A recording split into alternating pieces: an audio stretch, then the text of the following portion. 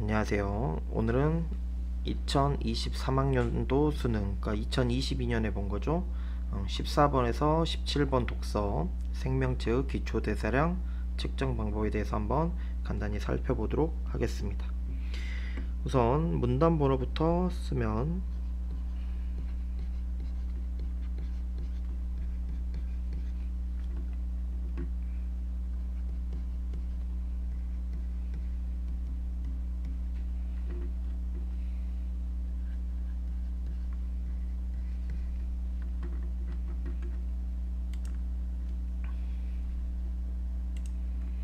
총 9개의 문단 정도로 되어 있는 글입니다. 그래서 우리가 한 중장 지문 정도로 보시면 되는데 내용은 막 어렵지 않으니까 우리가 분석만 잘 한다면 큰 어려움 없이 풀 수 있는 문제라고 보입니다. 그래서 이거는 약간 추론이 중요한 부분이 있어서 그 부분만 조심한다면 크게 문제는 없을 것으로 생각되는 지문이에요. 한번 봅시다. 첫 번째 문단부터 보시면 하루에 필요한 에너지 양은 하루 동안의 총 열량 소모량인 대사량으로 구한다. 이런 문장들은 뭐 기본적으로 중요하겠지. 그러면서 기초 대사량은 보이시죠? 기본 개념에 대한 설명이 나왔어. 그래서 이런 것들이 우리가 중요하게 조금 볼 필요가 있는 것들이야. 왜냐면 내신이니까. 내신에서는 첫 번째 생존에 필수적인 에너지가 되는 게 기초 대사량이야. 그러면서 두 번째 쾌적한 온도에서 편히 쉬는 동물이 공복 상태에서 생성하는 열량으로 정의되고, 세 번째 체내에서 생성한 열량은 일종한 체온에서 체외로 발산되는 열량과 같으며, 네 번째 기초 대사량은 개체에 따라 대사량의 60에서 75%를 차지하고 근육량이 많을수록 기초 대사량은 증가하게 된다. 그럼 당연히 내신에서는 이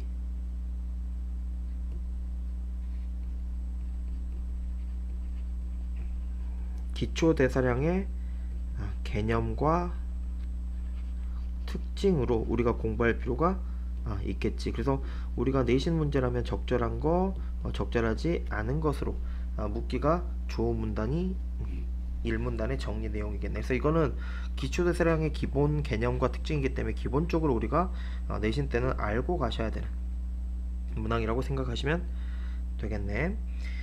기초대사량은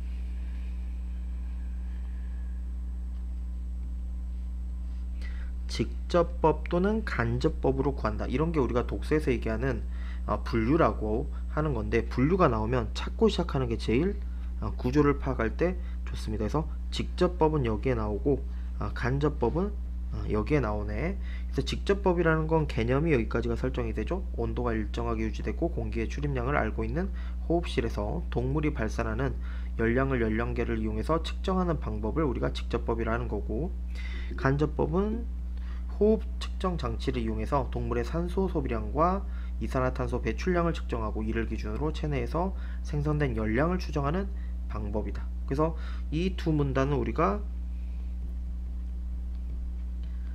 기초 대사량을 구하는 두 가지 방법을 직접법과 간접법으로 우리가 설명하고 있는 문단이라고 생각하시면 되겠네.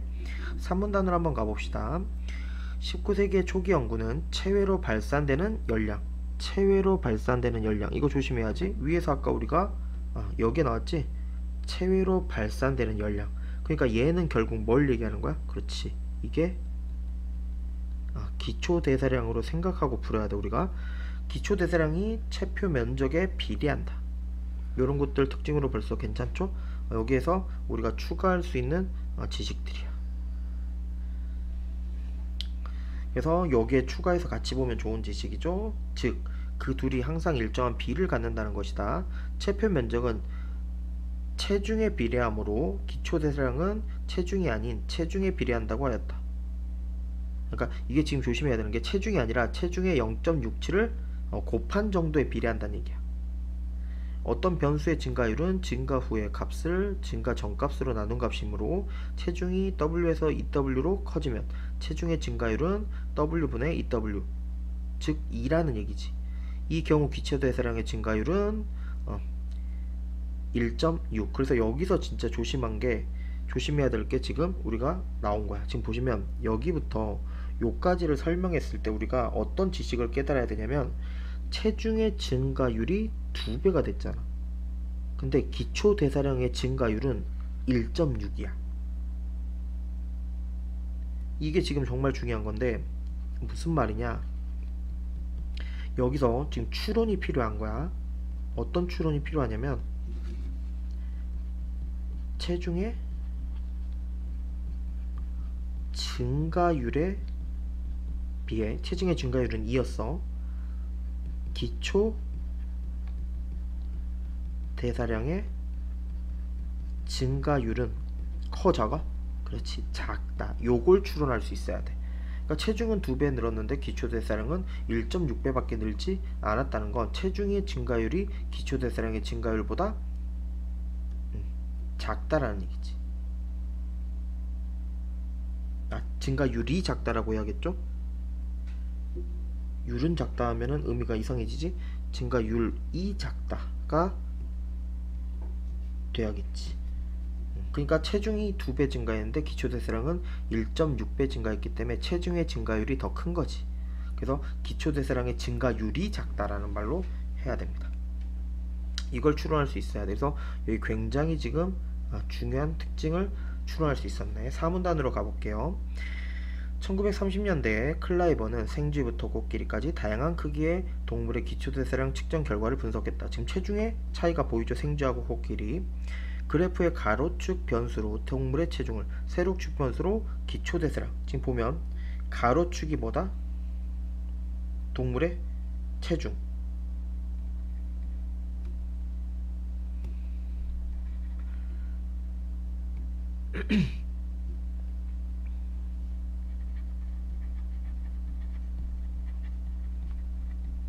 세로축 변수로 기초 대사량을 주고 각 동물별 체중과 기초 대사량의 순서상을 점으로 지금 이런 식으로 나타냈다는 거지.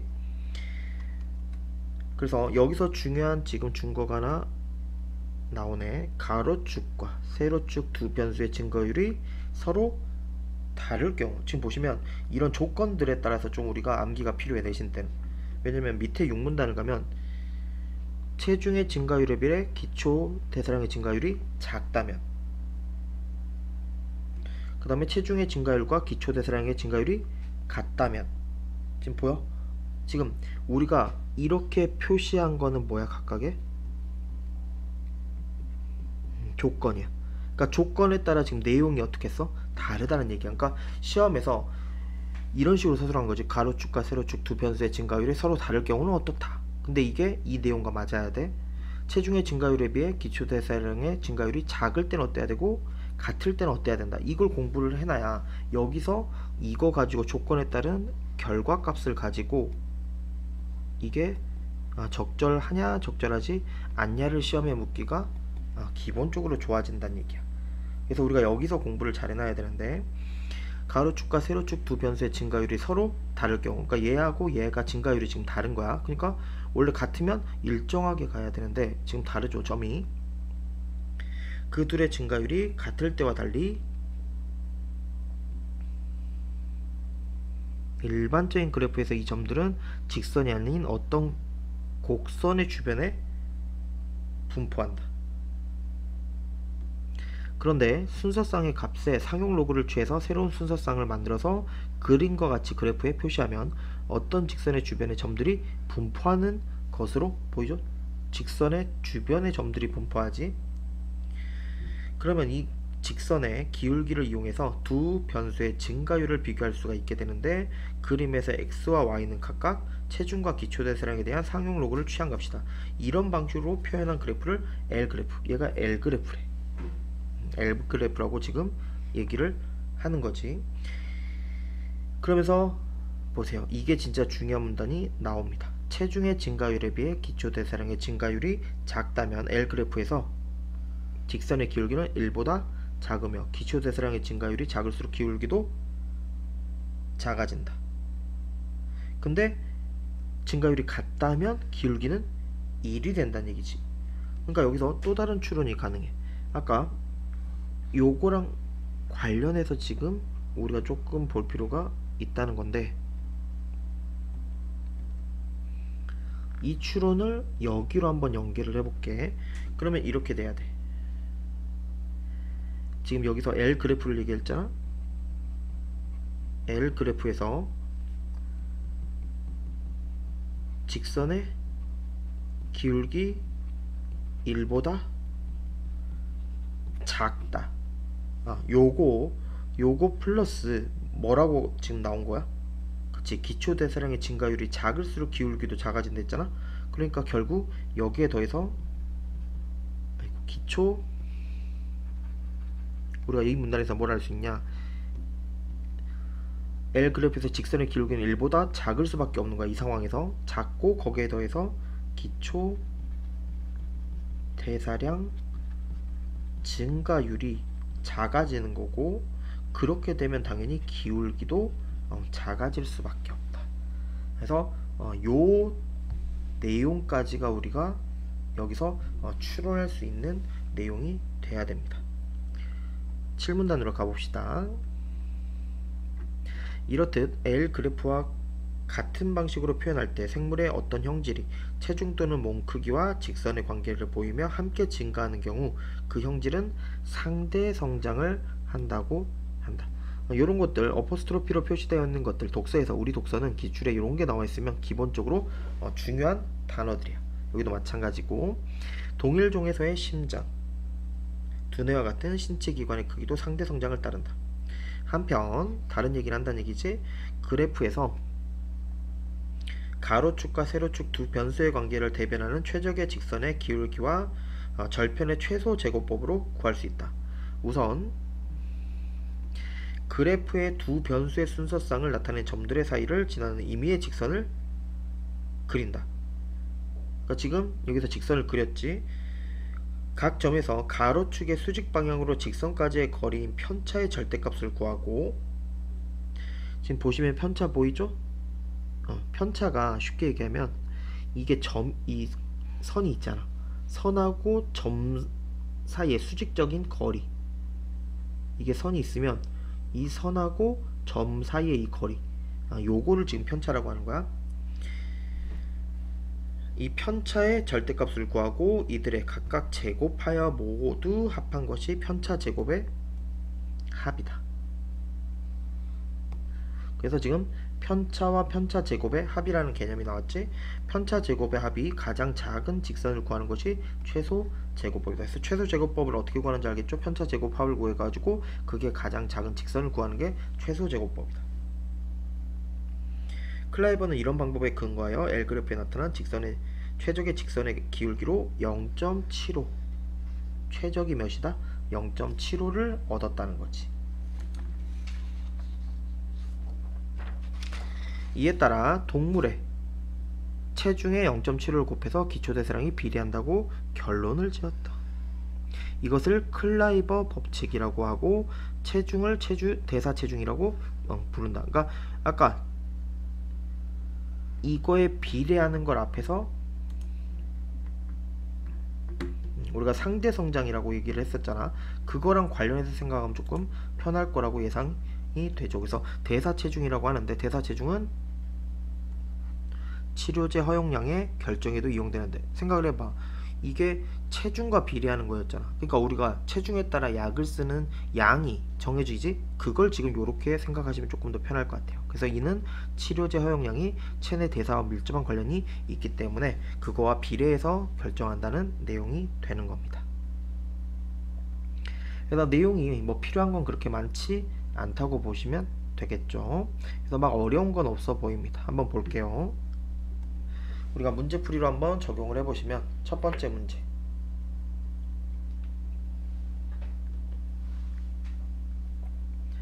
윗글의 내용과 일치하지 않는 것을 물었네.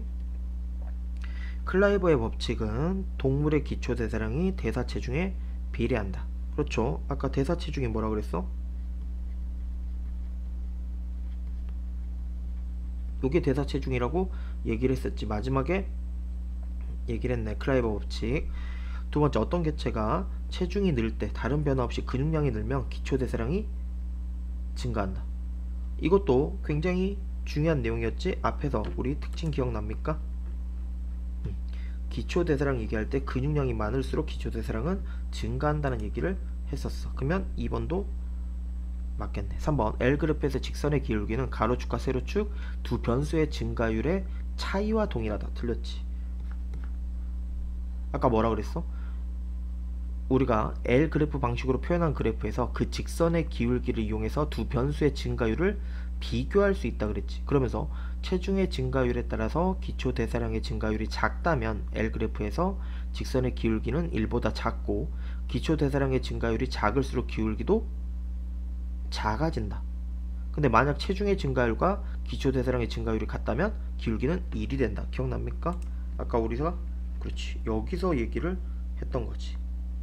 그래서 답은 3번이 틀렸네요. 그 다음에 4번 최소제곱법은 두 변수 간의 관계를 나타내는 최적의 직선의 기울기와 절편을 알게 해준다. 아까 8문단에 있었지. 그 다음 5번 동물의 신체기관인 심장과 두뇌의 크기는 몸무게, 우리가 몸무게가 체중이죠. 체중이나 몸의 크기에 상대 성장을 하면서 발달한다. 맞지? 우리 아까 앞에서 상대 성장에 대해서 얘기를 했었으니까. 그 다음 두 번째 문제 적절하지 않은 것을 물었네요. 일반적인 경우 기초대사량은 하루에 소모되는 열량, 총 열량, 이게 뭐야? 이게 대사량이야. 대사량 중에 가장 큰 비중을 차지하겠군. 그치? 우리가 생존에 필요한 거니까 이게 가장 필수적인 에너지로서 아까 60에서 75%를 사용한다 라고 얘기를 했었으니까. 두 번째 클라이버의 결론에 따르면 기초대사량이 동물의 체표 면적에 비례한다고 볼 수 없겠군. 맞죠? 클라이버는 동물 체중의 0.75 이거 기억나시죠? 그거에 비례한다 했으니까. 그 다음 19세기의 초기 연구는 기초대사량이 동물의 체표 면적에 비례한다고 했다. 그래서 보시면 3번 지문이 그렇게 나오잖아. 19세기의 초기 연구자들은 체중의 증가율보다 기초대사량의 증가율이 작다. 왜? 아까 체표 면적이 체중 괄호에 0.67에 비례한다고 했었잖아. 그러니까 기초대사량은 체중이 아니라 체중의 0.67에 비례한다고 봐야겠지. 4번 코끼리에게 적용하는 치료제 허용량. 아까 치료제 허용량은 뭐에 비례한댔어? 대사 체중이라는 게 있는데 이거에 비례해서 결정한다고 얘기를 했었지.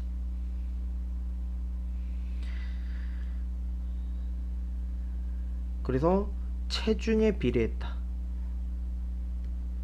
틀렸다는 얘기가 되겠고, 그 다음에 생쥐에게 적용할 허용량을 정한 후 먹이면 과다 복용. 과다가 아니라 과소 복용이라고 해야겠죠. 왜냐면 생쥐랑 코끼리를 비교해봐. 이게 훨씬 무거운데 얘한테 허용량이 정해진 걸 얘한테 먹이면 과다 복용이겠어? 과소 복용이겠지. 이거는 너무 논리적으로 말이 안 되는 내용을 갖고 왔다고 보시면 되겠고, 그 다음에 기업과 니은, 이게 아까 직접법이고 이게 간접법이지. 그래서 얘는 직접법과 간접법 요런 문제는 괜찮습니다. 내신 때 요거를 말장난치기 바꾸기가 좋기 때문에 얘는 우리가 공부를 해야 될 요소 중에 하나라고 보여요. 그래서 요런 것들은 괜찮아. 1번 기억은 직접법은 체온을 환경 온도에 따라 조정하는 변온동물이 체외로 발산하는 열량을 측정할 수 없다. 틀렸죠? 있다겠지. 간접법은 동물이 호흡에 이용한 산소의 양을 알 필요가 있다. 기억은 니은과 달리 격한 움직임이 제한된 편하게 쉬는 상태에서 기초대사량을 구한다. 아니지. 기억 달리가 아니라 둘 다 모두. 4번 기억과 니은은 모두 일정한 체온에서 동물이 체외로 발산하는 열량을 구할 수 있다. 동물이 체외로 발산하는 열량 이게 뭐야? 기초 대사량을 얘기하는 거지. 답은 4번이 되겠네. 5번 기업과 니은은 모두 생존의 필수적인 에너지. 이게 뭐야? 이게 기초 대사량이잖아. 공급하면서? 아니지. 공급하면서 이게 말이 안 되잖아. 기초 대사량을 공급하면서 기초 대사량을 구한다. 말이 안 되죠. 논리적으로 틀린 내용입니다. 그래서 적절한 건 4번. 그 다음 마지막 문제네요. 4번. 적절한 것을 지금 구하라고 얘기를 했네. 농계의 수컷은 집게발 하나가 매우 큰데 큰 집게발의 길이는 게딱지의 폭의 상대 성장. 아까 나왔던 게 또 나왔죠? 그래서 아까 내가 앞에도 또 뭐라 그랬어? 요렇게 우리 독서에서 표시를 하는 것들은 굉장히 중요한 요소가 있는 거야. 그러니까 읽을 때부터 요렇게 표시된 부분은 무조건 시험에서 지금 중요하게 물을 수밖에 없다라는 얘기야. 그러니까 읽을 때부터 여기는 유의를 조금 하셔야 돼요. 그러면서 농계의 게딱지 폭을 이용해서 큰 집게발의 크기를 추정하기 위해 다양한 크기의 농계의 게딱지 폭과 큰 집게발의 길이를 측정해서 다수의 순서쌍을 확보를 했다. 이 얘기를 하는 거야 지금. 순서쌍. 그리고 L 그래프와 같은 방식으로 방금 얘기했지? 보입니까? 그래서 아까 L 그래프에서 이런 거 우리가 추론하거나 상대 성장을 좀 제대로 알아두라고 했던 게 이렇게 표시된 것들은 무조건 묻는다는 얘기야. 수능의 독서에서는 같은 방식으로 그래프의 가로축과 세로축의 각각 게딱지 폭과 큰 집게발의 길이에 해당하는 값을 놓고 분석을 실시했다. 이게 무슨 말이야? 얘는 조금 조심을 하셔야 돼. 이걸 조금 추론을 우리가 잘 할 수 있었어야 되는데 뭘 추론하셨어야 되냐? 여기서 중요한 건 요런 내용이 추론이 돼야 됩니다. 그러니까 얘를 우리가 분석을 해보면 요렇게 돼야 돼. 가로축의 변수로는 뭘 놓겠다는 얘기야? 동물의 체중을 놓고 세로축의 변수로는 기초 대사량을 두는 거야. 그래가지고 이렇게 하는 게 아까 뭐였어? 클라이버의 그래프에 대응해가지고 뭐 하란 얘기야? 적용을 해보자 라고 지금 우리가 추론을 해서 그걸 적용하는 생각을 해야 돼. 그래가지고 지금 답을 구해야 되는데 아까 상대성장 이런 거 중요하지. 상대성장 그럼 뭐하고 뭐야? 지금 이 기준을 잘 봐야죠. 상대성장이 큰 집게발 요거 있죠? 요거랑 게딱지의 폭 요걸 보자는 얘기야. 그러니까 이게 커진 만큼 얘가 커지고 얘가 커진 만큼 얘가 더 커지고 얘가 커진 만큼 얘가 더 커진다는 요게 지금 상대성장이겠지. 그래서 1번 최적의 직선을 구한다고 할 때 최적의 직선의 기울기가 1보다 작으면 A 게딱지 폭의 요거 게딱지 폭의 큰 집게발의 길이 이게 B겠지? A의 B가 비례한다고 할 수 없겠군. 그치 답은 바로 나왔네. 1번이 적절한 거죠. 왜냐면 그래프에서 가로축 변수로 동물에 뭘 놨어? 체중을 놨지. 그리고 세로축 변수로 기초대사량을 놨잖아. 그리고 이 순서쌍 아까 우리가 앞에서 이렇게 한 것처럼 순서쌍을 점으로 나타냈을 때 체중의 증가율에 비해서 기초대사량의 증가율이 작다면 L 그래프에서 직선의 기울기는 1보다 작다 이런 말을 했었지. 그러니까 비례한다고 볼 수는 없단 얘기지. 이걸 추론했을 때 이해가 되십니까? 그래서 앞에서 내가 요걸 추론해야 된다는 게 굉장히 중요했고 이 조건들을 잘 보라고 얘기를 했었지. 결국 여기에 적용이 된다고 보시면 되겠네. 그래서 우리가 독서를 볼 때 기본적으로 지금 우리가 여러 번의 독서 기출에 최근에 뭐 369, 11 수능까지 해가지고 우리가 많은 걸 보고 있는데 대부분이 거의 비슷한 거야. 제가 물론 수업 시간에는 정규 수업 때는 구조화를 해가지고 우리가 구조 표제를 통해서 글의 구조를 따져서 독서하는 방법을 공부를 하지만 내신 때는 이렇게 하나하나씩 보고 있잖아. 그이급풀이라고 하죠. 그냥 읽고 그냥 푸는 연습을 조금 하지만 수능에서는 요즘에 점점 더 짧아지기 때문에 이런 구조 표제에 따라서 구조화를 중심을 줘야 되는데, 중요도 평정을 할 때 중요하고 안 중요하고는 우리가 그림 주변의 것들, 그 다음에 이렇게 어퍼스트로피로 표시된 요런 키워드들, 요런 주변은 무조건 중요하다 생각을 하시고 공부를 한다면 우리가 중요한 부분을 훨씬 더 이해하기가 쉽겠죠. 그래서 여기서 우리가 처음 시험을 내야 된다 그러면 요거 기초대사량의 개념과 특징 연결해서 하나 줬고, 두 번째 직접법과 간접법 요거 비교하는 문제 너무 좋지. 그 다음에 방금 여기서 추론했던 요 L그래프와 관련된 내용들, 그 다음에 네 번째가 상대 성장.